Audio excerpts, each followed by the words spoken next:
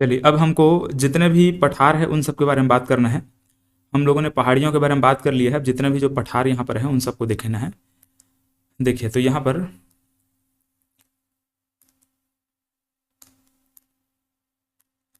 सबसे पहले तो दक्कन का पठार। दक्कन का पठार कहाँ है? तो देखो, ये वाले क्षेत्र में इस प्रकार से दक्कन का पठार फैला हुआ है। ये कुछ इस प्रकार से ये वाले क्षेत्र में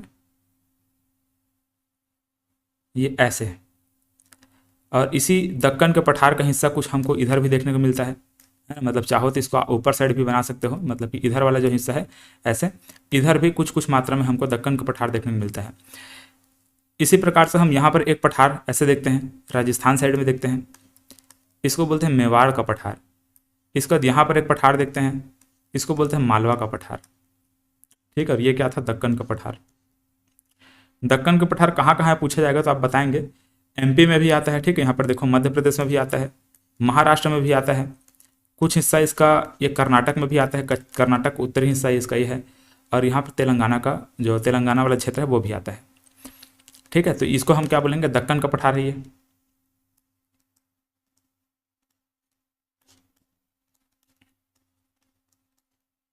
ठीक है, दक्कन का पठार है। ये है मेवाड़ का पठार।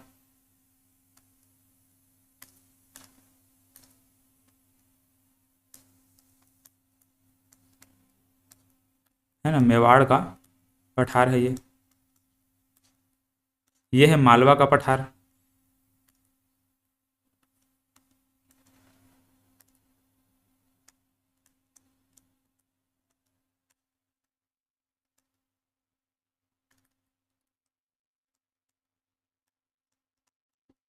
ठीक है, मालवा का पठार है।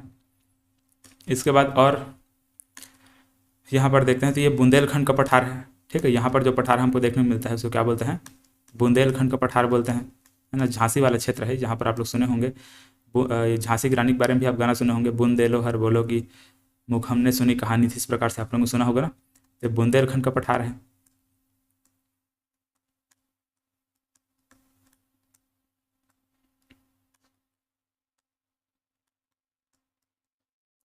ऐसे है। इसके बाद यहाँ पर बघेलखंड का पठार है ना, ये वाले हिस्से में एमपी में क्या चीज़ है? एमपी और छत्तीसगढ़ में भी आता है ये बघेलखंड का पठार।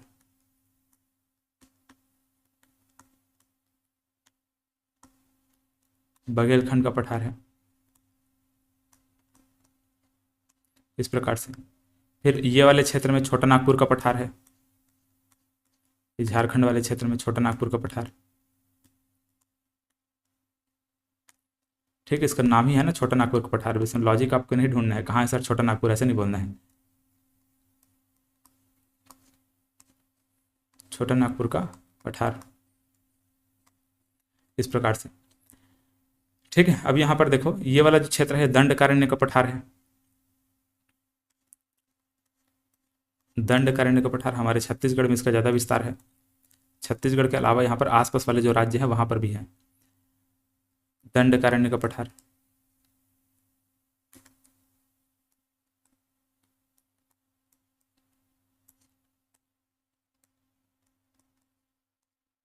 ठीक है, दंडकारण्य का पठार। इसके बाद यहाँ पर तेलंगाना का पठार है और यहाँ पर आंध्रा का पठार है। ये दोनों को मिला करके, तेलंगाना और आंध्रा ये दोनों को मिला करके एक साथ बोल देते हैं रायलसीमा का पठार। ठीक है, ये वाले क्षेत्र को ऐसे बोल देते हैं रायलसीमा का पठार।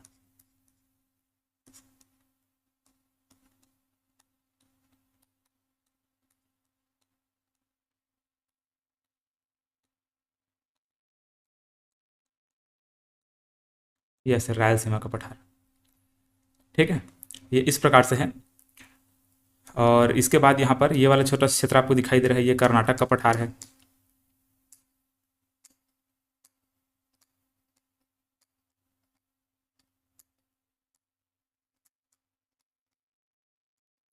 है ना, यहाँ पर मैं आपको बता दिया था शिलोंग का पठार कहलाता है ये।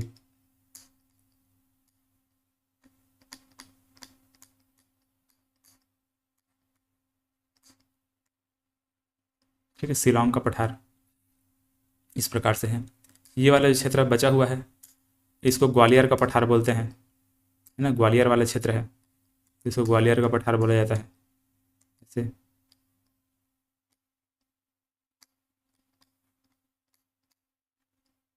ग्वालियर का पठार।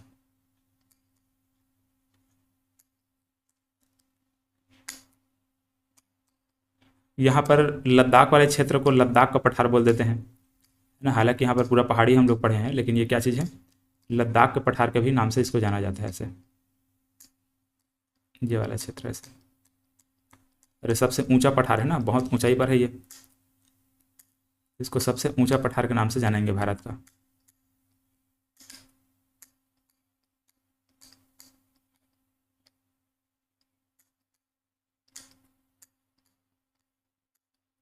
ऐसा कुछ।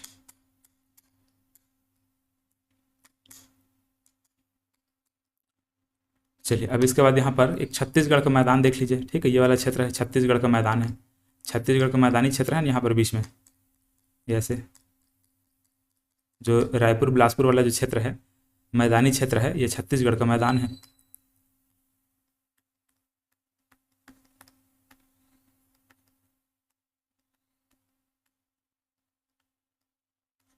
ठीक है, छत्तीसगढ़ का मैदान। चलिए तो इस प्रकार से जितने भी जो पठार है उसको हम लोगों ने यहाँ पर देखा।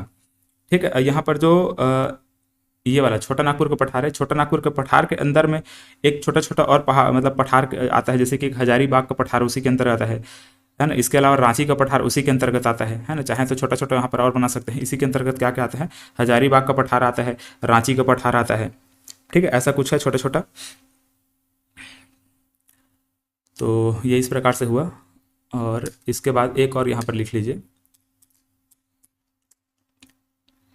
यहाँ पर गुजरात का मैदान है, ठीक है। यहाँ पर तो फिलहाल गुजरात, यहाँ पर इसको सौराष्ट्र का मैदान बोलते हैं, ठीक है। ये वाले क्षेत्र में एक मैदान है, आगे मैं इसके बारे में बात भी करूँगा, जब तटीय मैदान में पढ़ाऊँगा ना तो वहाँ पर मैं बात करूँगा यहाँ पर, ठीक है। ये वाले क्षेत्र में कुछ ऐसे है, ऐसे टाइप से सौराष्ट्र का मैदान बोलते हैं इसको, सौराष्ट्र या फिर काठियावाड़ बोलते हैं।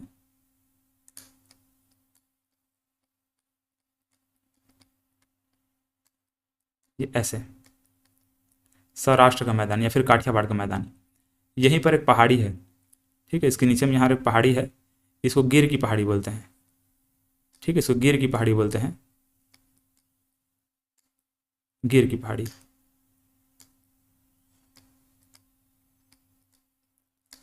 पहाड़ी वाले टॉपिक में इसको बता देना चाहिए था, लेकिन वहाँ पर मैं नहीं बता पाया था, इसलिए यहाँ पर बता दिया, गिर की पहाड़ी के नाम से इसको जाना जाता है।